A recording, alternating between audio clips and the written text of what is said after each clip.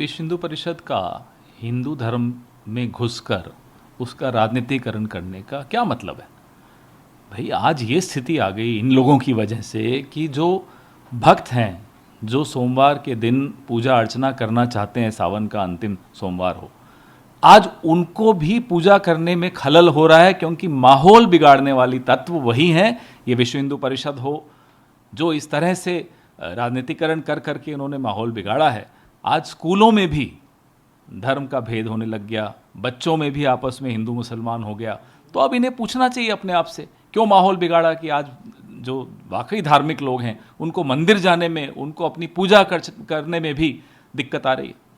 Sir, सरकार का रुख किस तरीके से देखते हैं आप? गृह मंत्री जो है वहाँ अनिल विज जो है वो ये भी कह रहे हैं कि मुख्यमंत्री अपनी देख रेख में सारे चीज़ कर रहे हैं। प्रशासन ने वहाँ एक तरीके से धारा 144 लगाई हुई है, अलर्ट है। इतनी अलर्टनेस शायद पहले होती तो आज ये माहौल नहीं होता। किस तरीके से जब ये दंगे हुए उस वक्त वहाँ के गृह मंत्री ने जो टिप्पणी की थी वो हम सब ने सुनी, सीधे सीधे एक तरह से मुख्यमंत्री को ही जिम्मेदार बना लिया था।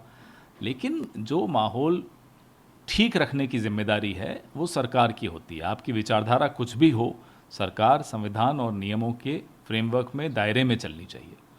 सर, इसके अलावा केंद्रीय गृह मंत्री अमित शाह तेलंगाना के दौरे पर थे। उन्होंने साफ तौर पर कहा कि कांग्रेस 4G पे चलती है। जवाहरलाल नेहरू से लेके उन्होंने राजीव गांधी, इंदिरा गांधी और राहुल गांधी तक का जिक्र किया और बीआरएस को भी आड़े हाथों लिया और बीआरएस और कांग्रेस दोनों को ही। नहीं, नड्डा जी से पूछो तो वो बताते हैं बीजेपी 2G पे चलती है, शाह जी और मोदी जी।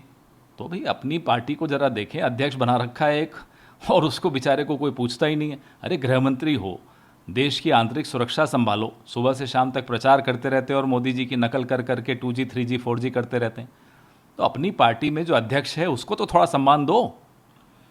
सर, इसके अलावा जो मध्य प्रदेश के मुख्यमंत्री हैं वो ऐलान किया है मध्य प्रदेश सरकार ने, अब बिजली जो है बहुत कम रियायतों पे 100 रुपये से कम का बिल जो है पे करने की बात की जा रही है। 450 रुपये का सिलेंडर सावन के महीने में, और ये भी कह रहे हैं कि आगे भी इसको जारी रखने की बात कह रहे हैं। कैसे भाई हुजूर आते आते बहुत देर कर दी। अब तो लोग मन बना चुके हैं और लोग समझ चुके हैं कि मामा किसी का नहीं है, सबको बेवकूफ़ बनाया। 18-19 साल से आप सरकार में हो, अब जाकर आपको समझ में आया कि महंगाई का कितना दंश लोग झेल रहे हैं। लोग मन बना चुके हैं कि इस बार कांग्रेस को वोट देंगे और कांग्रेस जो राहत देती है, आप राजस्थान देख लीजिए, छत्तीसगढ़ देख लीजिए, ये नहीं कि चुनाव आने के जस्ट पहले राहत दे रहे हैं। कांग्रेस की सरकार का मतलब ही ये है कि सरकार में आते ही राहत देना शुरू कर दें। भले आप कर्नाटक देख लीजिए, हिमाचल देख लीजिए। So how do you see the latest development in new Haryana district of new district of The Haryana? situation has been so spoilt by these organizations like VHP that today a religious person wants to go to the temple. This is the last Monday of the Savan Mass. He or she is not allowed to, thanks to the vitiation of the atmosphere by these organizations. So they'll have to introspect. And the government will also have to respond to the questions of religious people who want to go to the temple. That why are they not being able to go there? Why has the atmosphere worsened under the watch of the BJP government in Haryana? So how do you see the Home Minister Amit Shah went to Telangana and he said the Congress party is the 4G party? His own party, ask Nadda ji, he'll tell you, is a 2G party, Modi ji and Shah ji. Nadda ji is the president of the party, yet he doesn't have a role in the party. A home minister going around campaigning instead of looking after his ministry, and the results are for everyone to see in Manipur, in Haryana, in Uttar Pradesh, everywhere in the country. You can see the results of a weak home minister. So he also took on the BRS and he also alleged that there is no difference between the Congress party and the BRS. Well, we are told that BRS made them change the president of the BJP in Telangana. They wanted a weak president, and he has obliged the BRS. So we know the jugalbandi that's going on between BRS and BJP. So how do you see the situation in Madhya Pradesh? Now the chief minister is saying that now there will be no electricity bill more than ₹100. It's too late in the day. People are fed up and people have made up their minds to vote for the Congress party the way they had in 2018.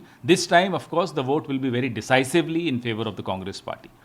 Last question is to you about the meeting of India Alliance to be held in Mumbai 31st. What are the agendas, sir? And what do we expect from these meetings? The agenda is pro-India, pro-people, and the agenda is to strategize how to rid this country, rid India of the BJP misrule. Will there be announcement about the convener of the India? At the same time, there are some issues coming up. Like Aam Aadmi Party, they are saying that they will contest in Bihar.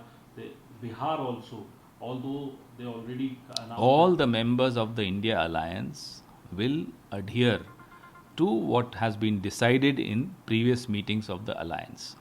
So we are sure all members will respect those decisions. नमस्कार, मैं हूं मानक गुप्ता।